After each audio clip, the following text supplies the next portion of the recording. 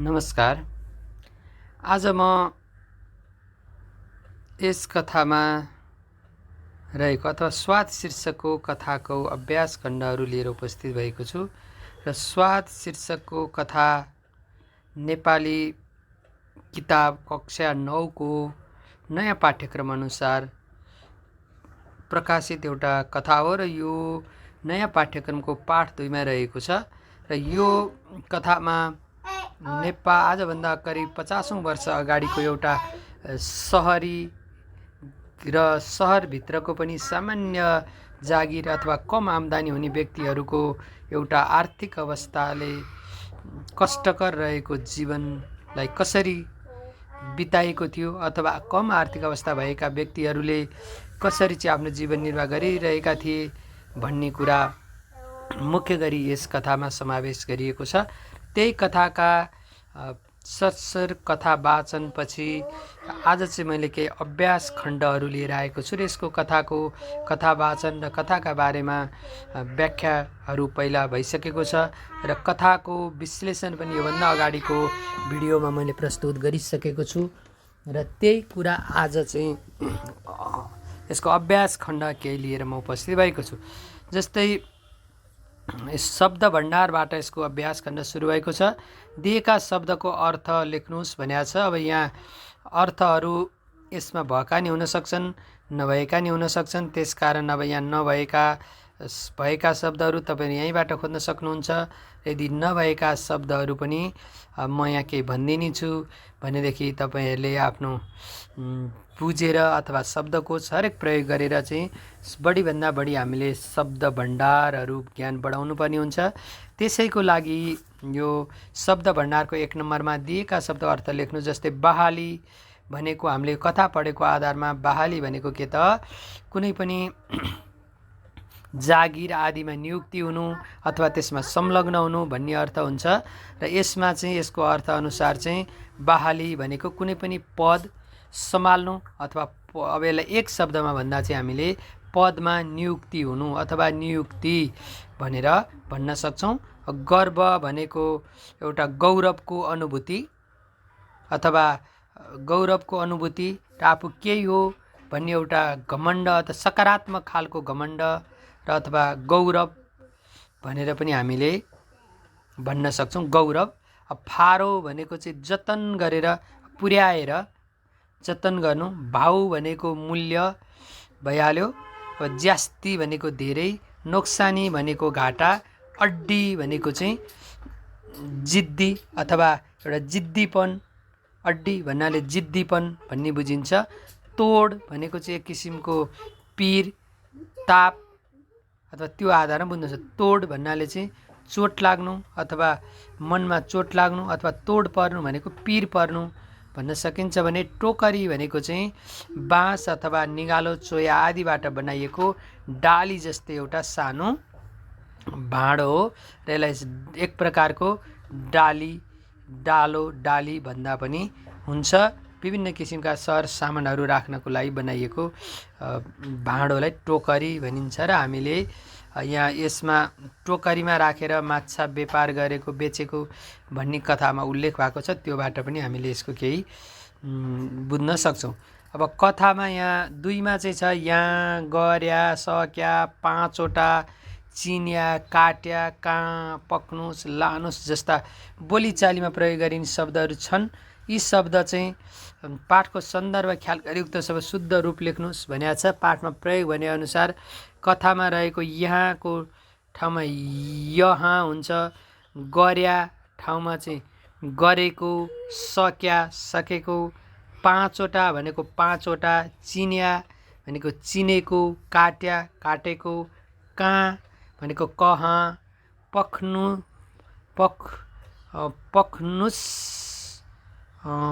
पक्नुस्न भनेको चाहिँ यो पर्खनुस् भनेको हो।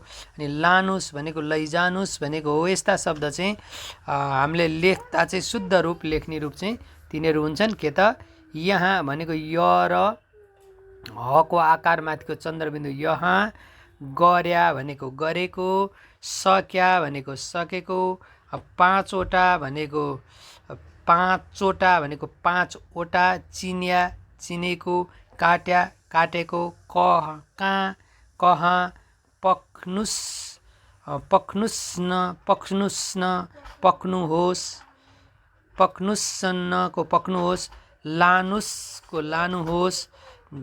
हो यसरी चाहिँ हामीले लेख्य रूपमा र कथ्य रूपमा अथवा सामान्य ऋतुमा बोलीचालीको भाषामा र लेख्ने रूपमा कस्तो प्रयोग हुन्छ भन्ने कुरा त्यहाँ छ भने कथामा प्रयोग भएका निम्नलिखित तुक्काको अर्थ बुझी वाक्य बनाउनुहोस् भनेको छ। खोटो हुनु भनेको चाहिँ काम नलाग्ने हुनु भन्ने अर्थ हो।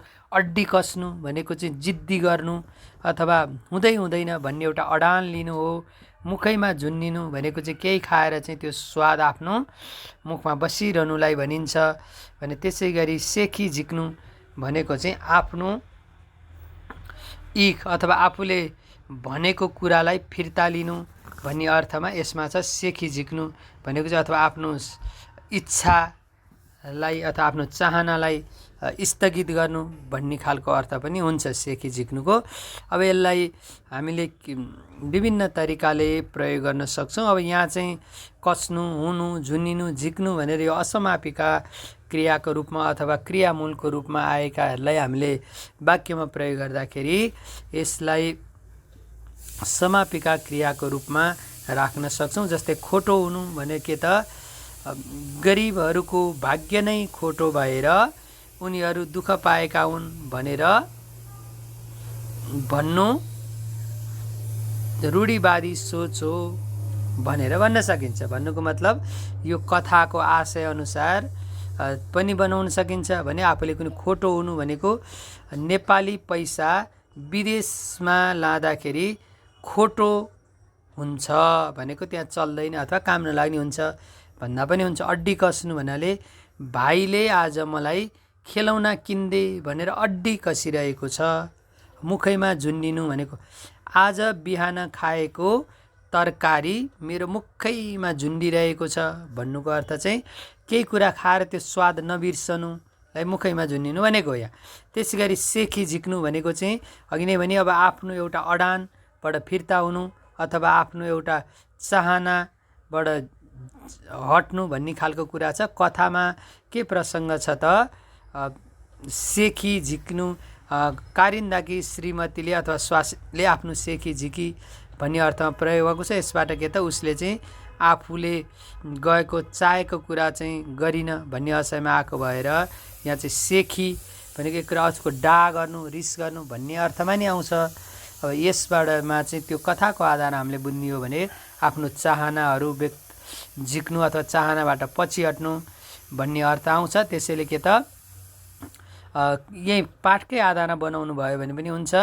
कारिन्दाकी श्रीमतीले आफ्नो श्रीमानसित सेखी झिकी अथवा श्रीमानसितको सेखी झिकी त्यो पनि मिल्छ। त्यसै गरी अब अर्को हेरौँ 4मा चाहिँ के छ त दिएको अनुच्छेदमा प्रयोग भएका उखान टिप्नुस् र साथीसँग मिली अन्य 5वटा उखान खोजेर तिनको अर्थबारे छलफल गर्नुहोस् भनेको छ। यो पनि हामीले उखान टुक्काहरू भनेर माथि पढे जस्तै यो तल चाहिँ उखानहरू छन्। जस्तै यहाँ एउटा अनुच्छेद दिएको छ र यहाँ के कस्ता उखानहरू छन् भन्ने कुरा यहाँ उखानलाई मात्रै म भने तपाईँले सबै पढ्न सक्नुहोस्। जस्तै यहाँ सुरुको अनुच्छेदमा के छ त इलमीका भागमा दुध र भात हुने भइहाल्यो त्यसैले उनलाई जीवन चलाउन दुःख छैन भनेको चाहिँ यसको अर्थ के त जाँगरिलो मान्छे अथवा काम गर्ने मान्छेलाई जहिले पनि दुःख हुँदैन केही गर्न अथवा उनीहरू भोकै बस्नु पर्दैन चाहेको कुरा खान लाउन सक्छन्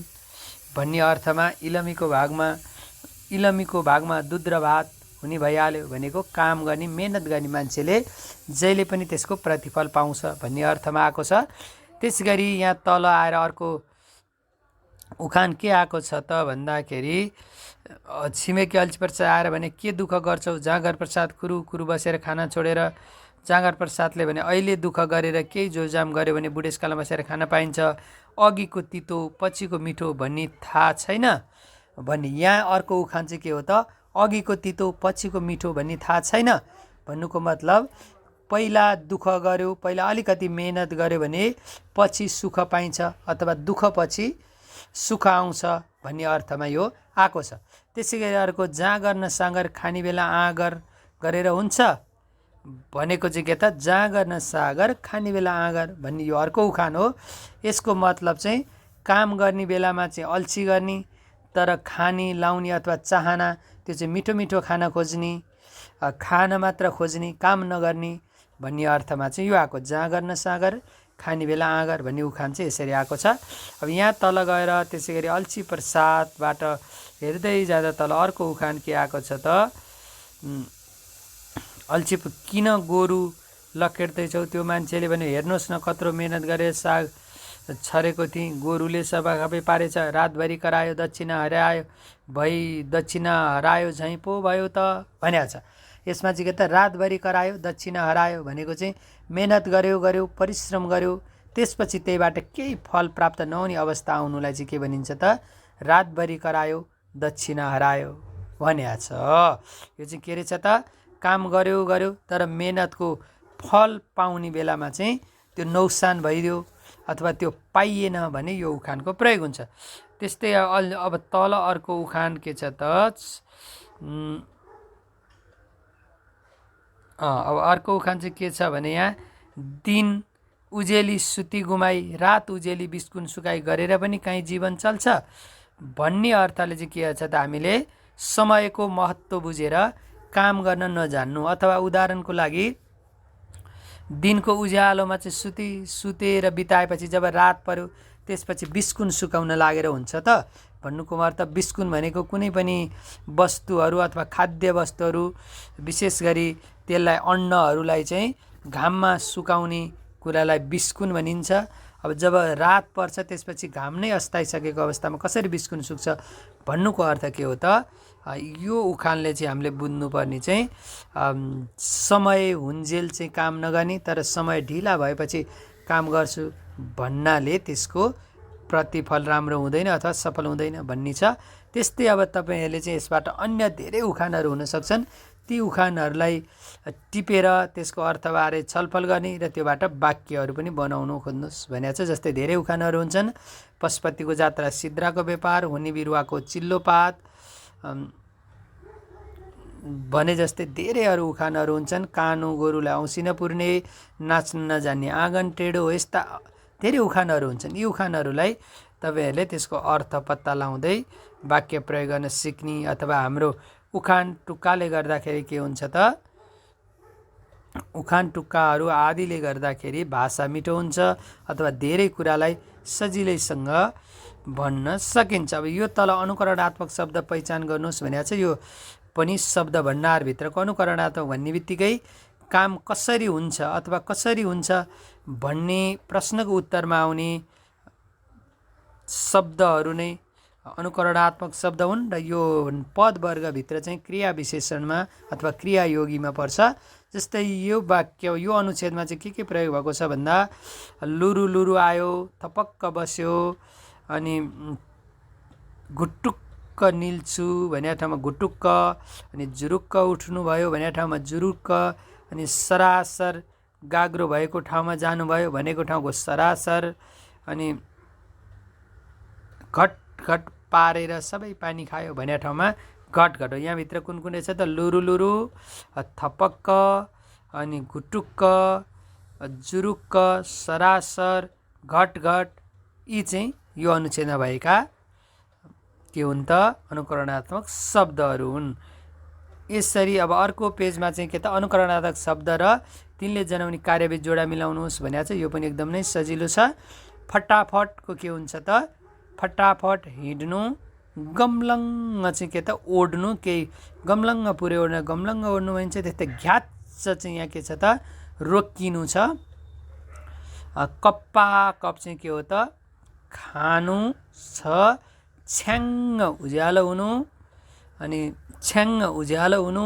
त्यसै गरी गल्लल्ल हाँस्नु र हुरुरुरुरुरु चाहिँ के गर्नु त हावा चल्नु। यो यस्तरी चाहिँ के त फटाफट हिँड्नु, गमलङ्ग ओड्नु, घ्याच्च रोकिनु, कपाकप खानु, छ्याङ्ग उज्यालो हुनु, गलल्ल हाँस्नु, हुरुरुरु आवाज चल्नु आदि यी यसरी मिलाउने भनेको। यसबाट थप के त कुन क्रिया कुन चाहिँ अनुकरणात्मक शब्द कुन क्रियासँग अथवा कुन कामसँग सम्बन्धित रहेछ भन्ने कुरा योबाट हामीले ज्ञान लिन सक्छौँ। बोध अभिव्यक्तिमा चाहिँ गएर के छ त तल दिएका शब्दहरूको शुद्ध उच्चारण गर्नुहोस् भनिएको छ। यसलाई हामीले लेख्दा र उच्चारण गर्दा फरक हुने शब्दको रूपमा लिन सक्छौँ। जस्तै घृणा घृणा हामी उच्चारण गर्दा घृणा नउच्चारण गर्छौँ, तर लेख्दाखेरि के त हामीले अण लेखेका हुन्छौँ। त्यसै गरी भाषणमा पनि उच्चारण के हुन्छ त पातलो स र नउच्चारण हुन्छ, तर हामीले लेख्ने बेला पेट काटेको स र अण लेख्छौँ।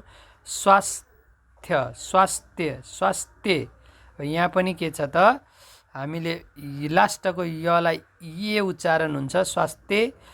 टोकरीमा चाहिँ अब यो टोकरी उच्चारण लेखेमा के फरक भने जहिले पनि नेपाली भाषामा इकार रस्व मात्रै उच्चारण हुन्छ, लेख्ने दीर्घ हुन्छ। त्यसमा त्यही दीर्घरी भए पनि उच्चारण चाहिँ टोकरी रस्व हुन्छ।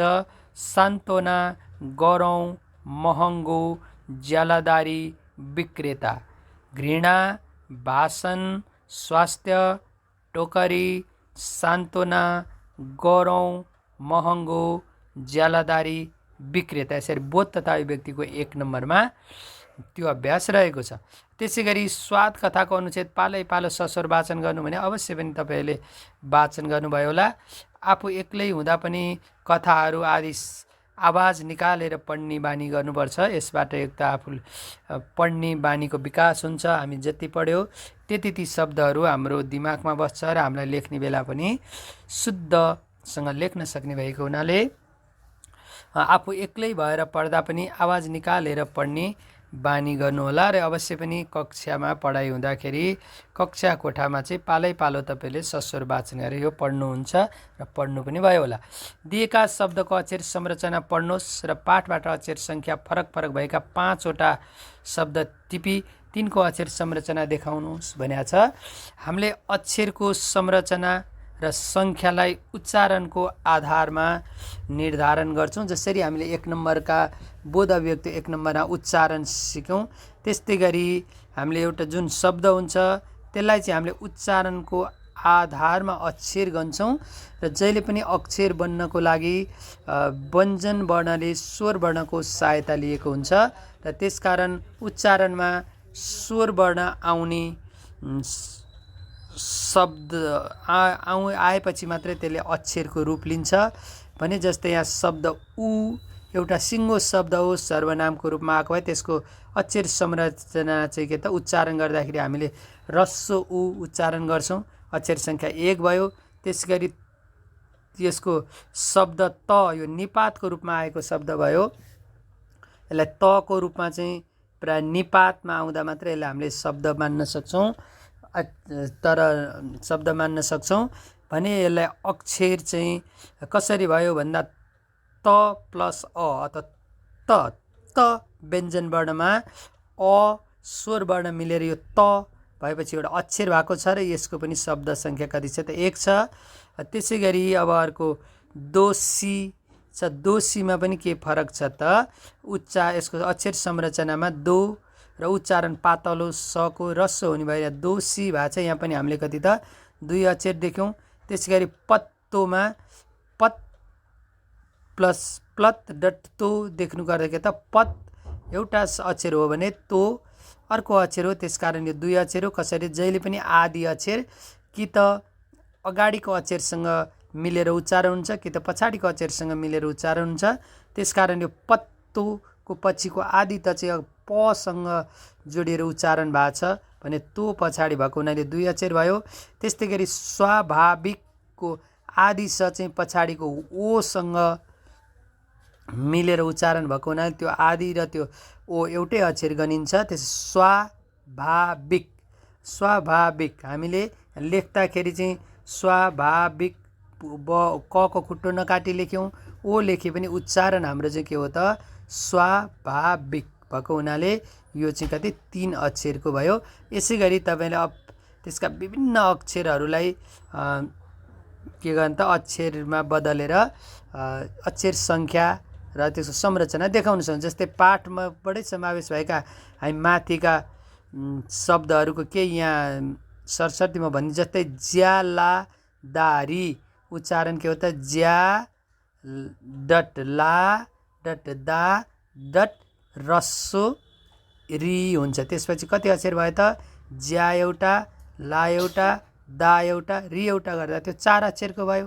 त्यसै गरी विक्रेताको हेरौँ बी, यो यहाँ लेख्दा ओ लेखे पनि हामीले अक्षर संरचना देखाउँदा के गर्ने त यो ब अनि क्रे नै भइहाल्यो र ता नै भइहाल्यो भन्दाखेरि विक्रेता गर्दाखेरि यो 3 अक्षरको भयो। त्यसरी देखाउने।